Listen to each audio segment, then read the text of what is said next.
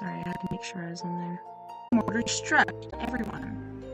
They successfully survived an ambush because of that, and like this, I've heard countless stories from families members, mom included, as she fought in the war, and also friends of the family. This is crazy when you think about it.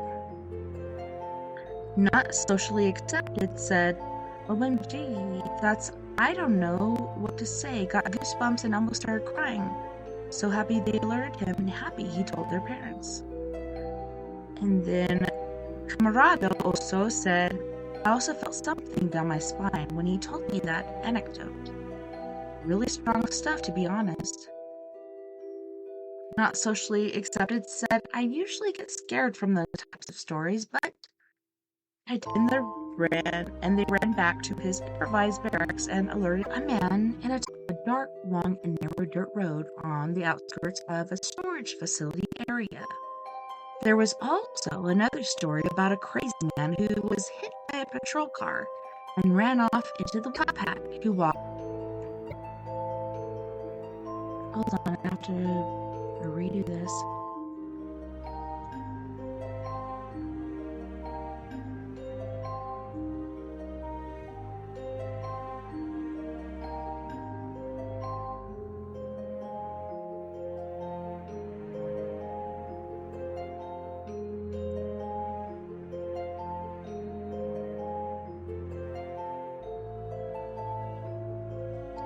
I'm back. Sorry, something happened.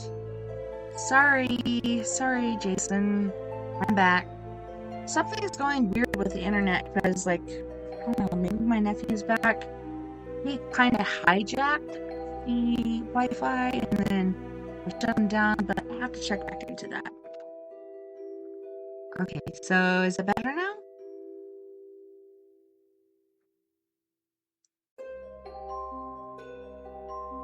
To make matters worse, airmen had taken me to the exact place where the supposed story took place. We shut off the engine and turned off the music as we just sat there in silence. He startled me a few times, but nothing ever happened. Now skip forward about 3 years. I was scheduled to work that particular spot of the base this night. Keep in mind that I have been visiting this spot for years now. But at this point, the storage area had been completely closed down except for a few minor areas, which required us to do physical drive thrusts and checks of this area. The shift itself started out rather shifty, aka shitty. Me and my Alpha, aka partner, had been given a cattle truck to do this patrol, as our normal vehicle was in a shop for maintenance. Yeah, I shit you not, cattle truck. I know this part doesn't seem very important to the story at the moment. It will tie in with the story eventually. So, to save on a little time, let's skip forward just a few hours. We were scheduled to do 3 random checks of the storage facility that night, and we had already completed 2 of the 3 prior without any issues.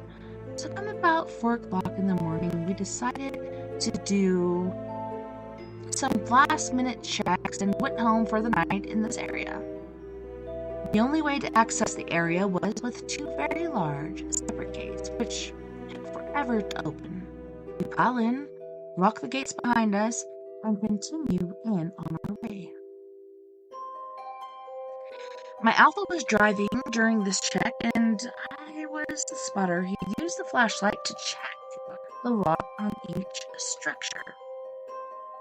An important detail that I left out, which may be necessary here, is the story of the little girl that she had taken place. The story on a road within the storage area, which we called Hill Street. By this point, everything was fine, and we had finished our rounds. My Alpha makes the final turn down Echo Street. We had both been pretty talkative during most of the night, and we were just shooting the shit when I got an uneasy feeling. Something felt different, but I couldn't make out what it was. We were about halfway down the road when things became almost completely and frighteningly silent. Even the rumble of our cattle truck seemed to become less audible.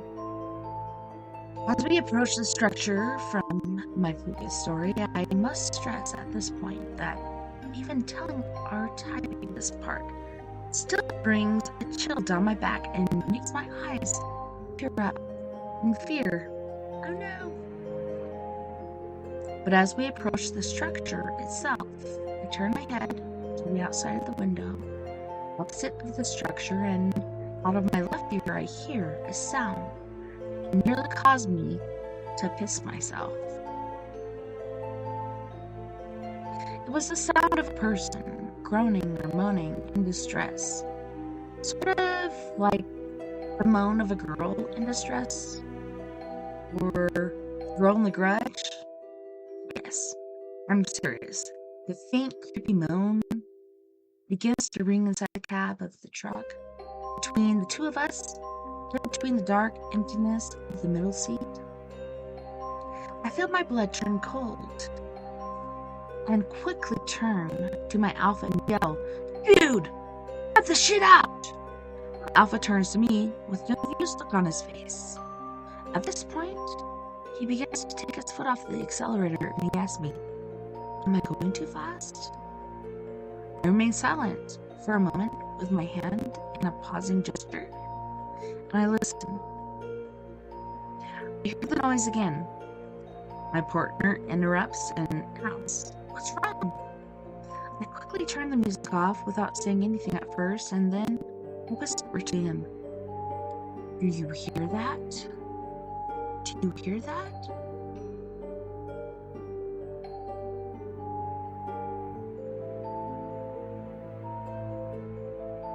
Sorry, I'm trying to find it again. Do you hear that? Oh my god, I just saw it.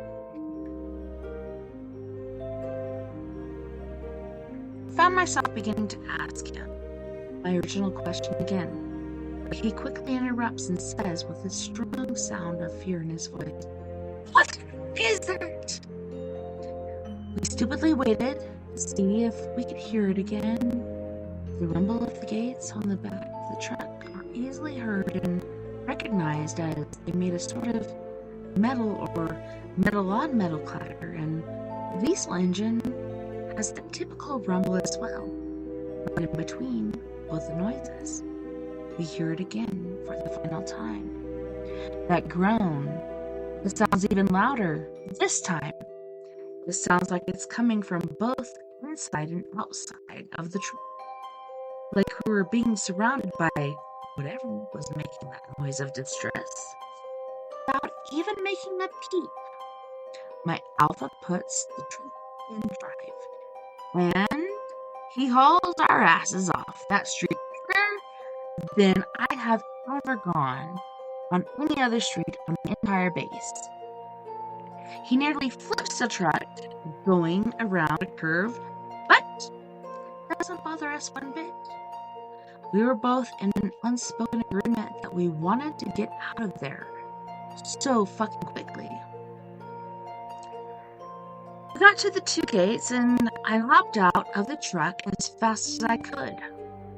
My Alpha watched my back as I quickly opened both gates. He jumped back into the driver's seat, sped out, and waited for me to close both gates as well. Once we completed that task, we quickly returned to the main part of the base, and we requested to meet with our flight chief to tell him what had happened. When we finally met up with him, we expected him to think that we were both full of shit, or that we had just imagined the entire thing, as it was so late into 12 hours of the shift, and we were both tired, but clearly remembered him saying to us both, "I completely believe you. As a matter of fact, that's something that had happened to me, not once, but twice. Once in that same place, and the other in that building behind you." as he points at our jailhouse. Again, I know that sounds completely cliche with the grudge, like moon we had heard, but it honestly happened, and it still brings those tears of fright to my eyes every time I felt it. I went back to the storage area only once after that, but I never went down that road again and never went back after dark.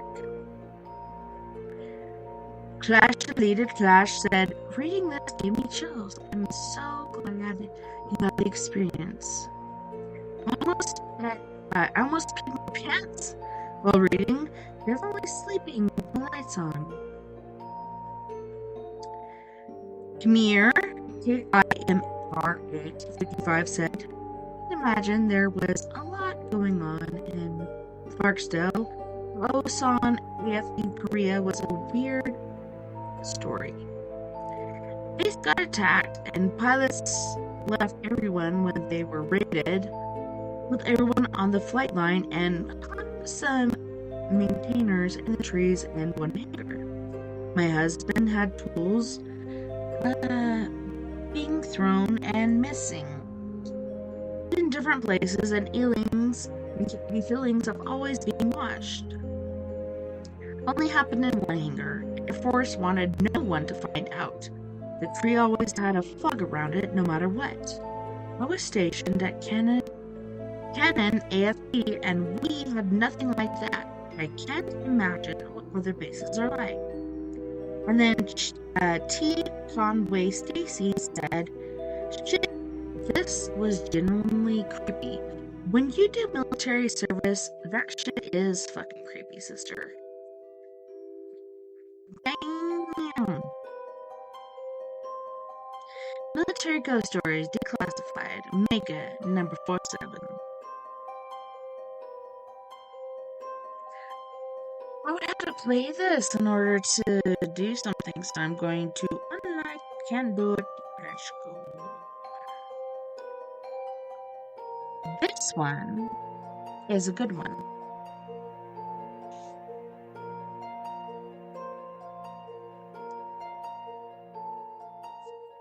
This one is by u/RVNBMNMT.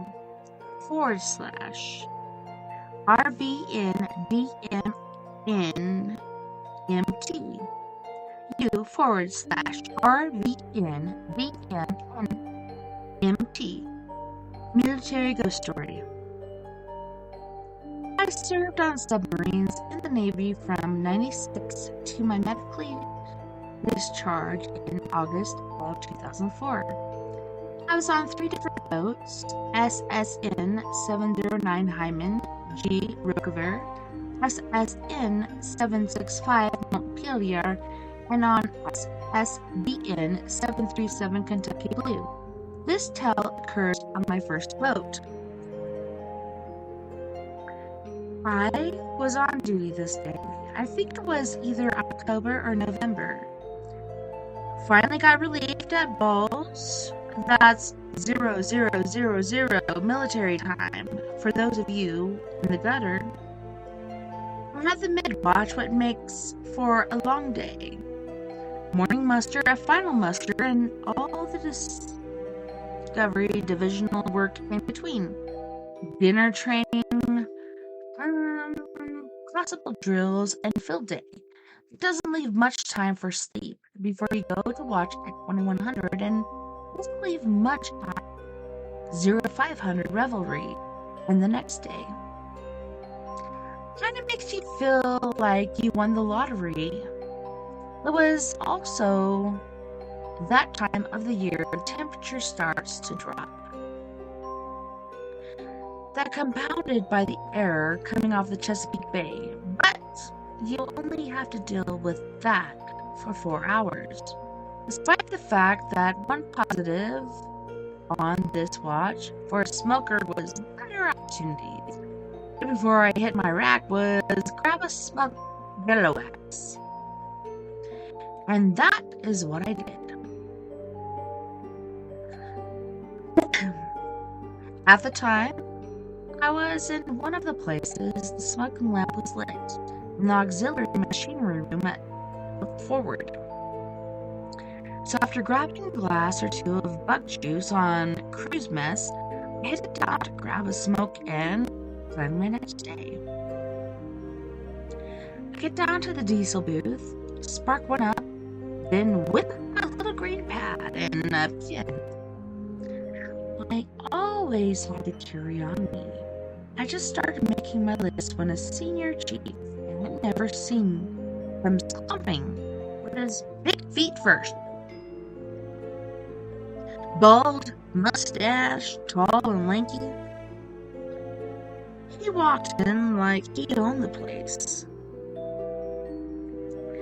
The submarine community is rather small, so small that the only communities that are smaller in the military are special forces.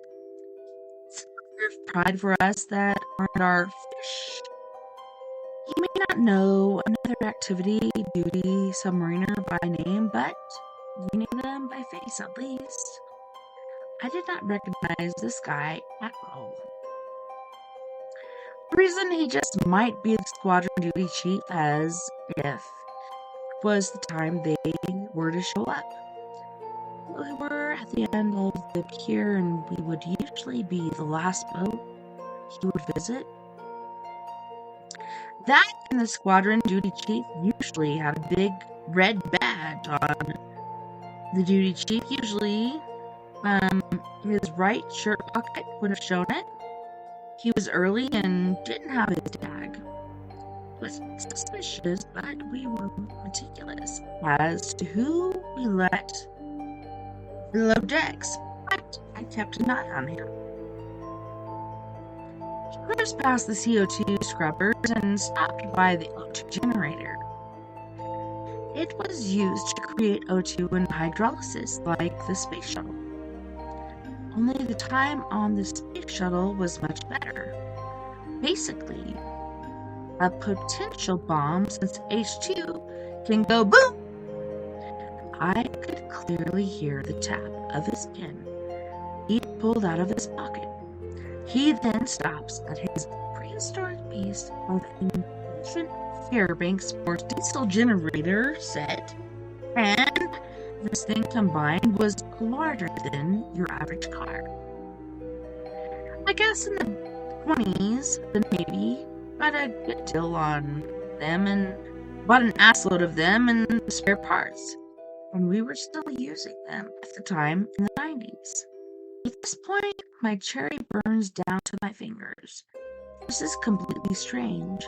I pull another cowboy killer out of my pack, spark it up, and continue to observe. While I'm smoking the second nail in my coffin, he moves from the diesel generator to the trim pump. At this point, it's really intimate, I guess. He's poking and prodding and spends a lot of time there at the base of the pump motor.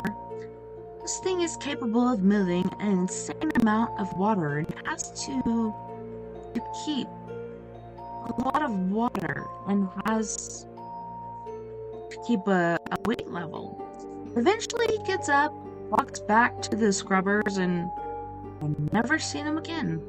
I finished my cigarette, crushed it out, and looked for the guy. Nothing. He's not there. I brought it up in the morning the next day in the duty section muster. Turns out, everyone knew about him. Guess if you got lazy, he would let you know. Anyways, calmed my nerves to hear of everyone else having their experiences. Fast forward a couple years, got kicked off the Rickover after taking 6-on-1 trying to help a shipmate.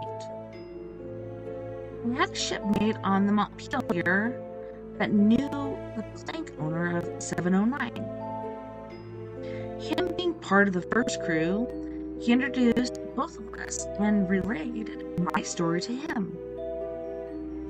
He says he will be back in a bit and returns with a cruise book. Basically a naval yearbook that they used to do for deployments. He had me go through it, and if I saw someone familiar, sure enough, the first chief of the boat, bald-headed, lanky, given a height, and a mustache, it was him. I was informed that he was a torpedo man that likes to hang around the lower levels in the torpedo room and AMR while he was alive, and that is where he resided after death. I loved being a sonar tech, and I liked being a submariner. I mean, seriously, I belong in a group that is only exceeded by special forces and astronauts in that order, but maybe if you lump up all the special forces together, but I would spend my afterlife aboard a submarine as proud as I was.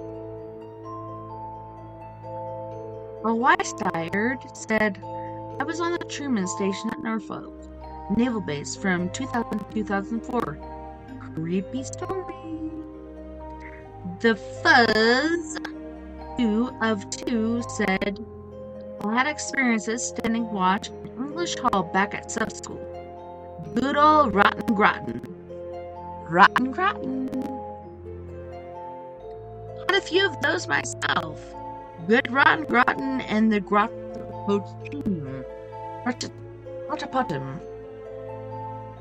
Sounds like a lot of people have the same experiences, but what are you supposed to do?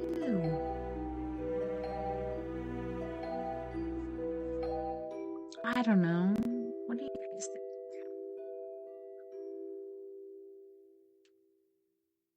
Okay, so this one is by you / Trivia Frenzy. Till the baby Sacagawea carried for 2,000 miles was Jean-Baptiste Chabanel. He was delivered by Meriwether Louise, raised by William Clark, lived in a German castle for 6 years, spoke 4 languages, was a military scout, forge trapper, and gold miner. He's buried in Oregon Rose Town. What the fuck is he talking about? So this one is by Chronic Pudding. I've been to his grave when I was a kid. On a road trip with my mom, I saw the historical marker sign on the highway, so we turned off and went down the side road, not knowing what we were going to go see. After what I felt like was forever for a kid and me, we finally came across his grave. It was an interesting read. I've never had the opportunity to tell anyone this. Thanks for bringing back this memory. I'm gonna text my mom and see if she remembers. Famu said, this makes me happy.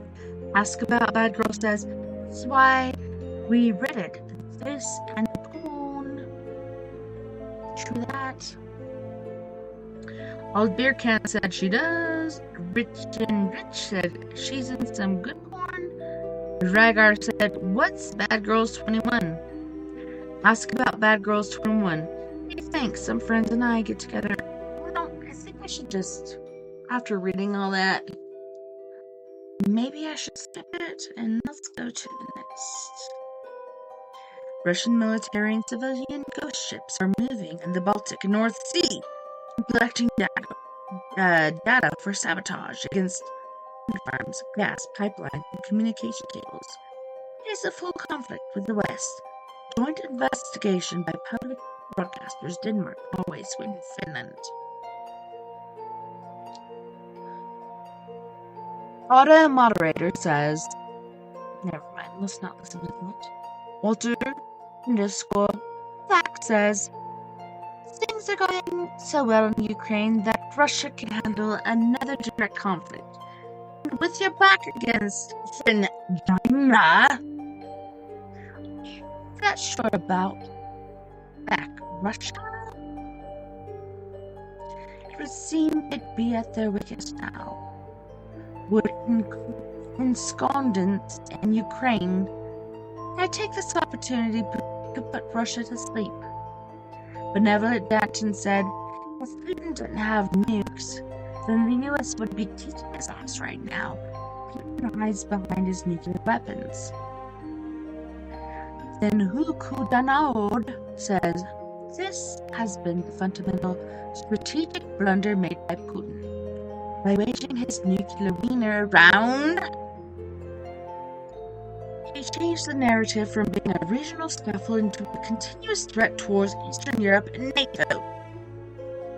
Not only has this resulted in dramatic policy shifts like the complete disconnect from Russian fossil fuels from Western Europe, but it also has given new life to NATO, with a renewed purpose to ensure Russia is sufficiently defined so that it never again pose a military threat to any of the European neighbors. At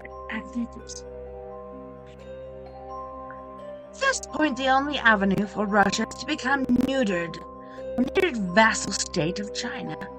The new nuclear weapons that are still operational will continue to degrade due to insufficient maintenance and replacement. Just look at the number of tanks and fighter jets Russia had on paper versus what they were actually able to field in the war inside Ukraine. The Russian nuclear deterrence is already questionable, and it won't take long for neighboring countries to begin calling Putin's bluff. Benevolent Danton said, as for your assessment, do you think NATO will become directly involved at any point? I just can't see Putin backing down as too much is at stake. He won't, because he doesn't want to see cowardice. He's just going to keep going. Nick the Red One said, it's the third time this has happened to Russia since the 1900s. First time the Russian Empire fractured due to the Russo-Japanese War and World War I. Around 80 years later, the Afghan War was one of the reasons that caused the fall of the Soviet Union. Now in Ukraine, I think it is probable that we will see a repeat. The ruler of Russia felt it could achieve goals by using military force and inadvertently exposed all corruption and graft. Note for better and more detailed explanation than I ever give, a look at a film about Russian grand strategy about Perun on YouTube. I would be grateful for any connections or corrections because English is my second language. So I see environmentalist or environment 3663 said, it seems clear that China is totally sodomizing Russia at this point. They are buying oil and gas from Putin at 40% of market rate. They are offering deals to the stands in Central Asia to be a great part of the Belt and Road initiatives, running roads and rail lines via the stands and avoiding Russian Federation territory. Pouring millions into development and locations that Russia considers in its sphere of influence. They are loaning Russia goodies and needs to keep afloat and going. For a second, I think that China is not happy to just lop off a little Russian territory for collateral. Pulled his pants down and showed everyone how small his dick is a year ago. He's a feat. By screwing the EU, he has made sure that they will not depend on Russia for energy needs in the future. The big question now is, just how much of a threat is Russia's nuclear arsenal? It's not Russia, it's China. China has a huge nuclear arsenal that can reach us. Russia not quite, but China's been like, oh, it's okay, little buddy, and they can take over for him. So that's the thing that scares me. Going back to this. Russia's nuclear arsenal. Putin has poured billions of rubles into maintaining his strategic arsenal, but given the level of corruption in every other aspect of Russia society, including its conventional military, what is the actual condition of nukes? Those missiles and associated other nukes equipped with equipment required a lot of maintenance to keep them viable. So how many of them are viable? OTOH if only takes a few and he has a lot.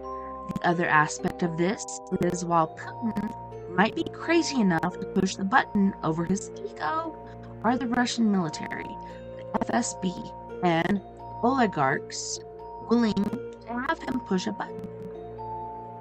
After all, a lot of them have some really nice yachts and bakas they want to enjoy. What if... Wait, I need to wipe my nose. Okay. Hard to do that if the world is a nuclear wasteland. Wake up early one morning to sound the Swan Lake playing on the radio. Ambiguously Gray, GREA, says Putin's only wild card he could pull to save his ass now was that he actually, in fact, is Antichrist of the Book of Revelations. Short of that, he's toast. He's not the fucking Antichrist. He's not even smart enough to be that, so whatever. Okay, so this is R3. A-R-E, capital T-H-R-E. I have this recurring nightmare of the thought that somehow Russia has a humongous second army and air force that they have managed to keep secret, hidden, and in reserve. And it is with this force they will leap out at some point and yell, "Surprise, motherfucker!" and proceed to demolish any opposition while expanding its borders even further, be it annexation of other lands. Fucking Putin. Guess what? If I could, I'd shove a pineapple up his ass. Burnt holes for everyone said. I think after this, the world will clamp down pretty fucking hard on nuclear proliferation. The cat is out of the bag and how much protection is provided by them and what the world will allow you to do. Your mom's basement, 69. I think it'll be the opposite. If I was a leader of the country without nukes, I would not get them.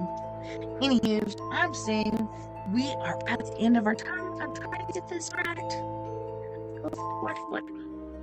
On this note, guys and gals, 40 shnikes, night, love and light to all my guys, gals, ghouls, whoever else may be, I know, out there. I'm here for you.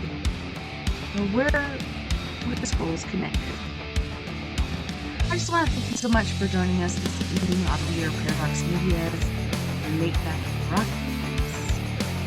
Thank you to all of our friends on your Paradox Media's Facebook, TessaTNT Radio, Twitter, Stitcher Radio, eTalk Radio, wherever else may be listening beyond the Omniverse tonight.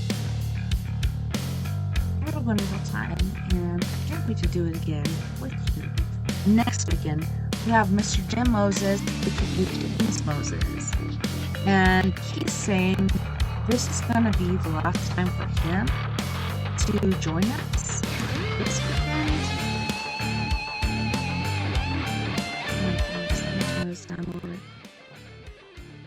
Yeah, he's going to be joining us, and he's saying this is his last time, and I hope it's not, because he's got so much, such a wealth of information to share with us, and it's going to be epic. Jim Moses, aka James Moses, he's going to be sharing with us like tyrants and different people that feed them, etc. Like, he's got a wealth of information to share with us, so I hope you guys tune in, because it's going to be epic. Seriously. Don't forget, you guys, we are all in this together. Together, we can make the world a little better. And together, my friends, We are Paradox Media because without you, there is no us. Until next time, night night, love and light to all my friends out there. And, we may feel weird, but we're not. We're actually norm these days. But, anyways, my weird accepts you, your weird accepts me. So, here you are in my heart. In my heart. Until next time, nighty night, love and light to all my space cases out there.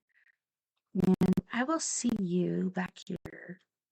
Same time, same crazy place. Like I said, Jim Moses is coming on tomorrow night. You guys better recognize. And he's saying it's the last time. So if you have not tuned in and you believe in COVID-19 being a fraud, all this other shit, even, Putin, um, Hitler, all these other motherfuckers that have taken advantage, you need to get rid of that shit. So, yeah. Tune on in.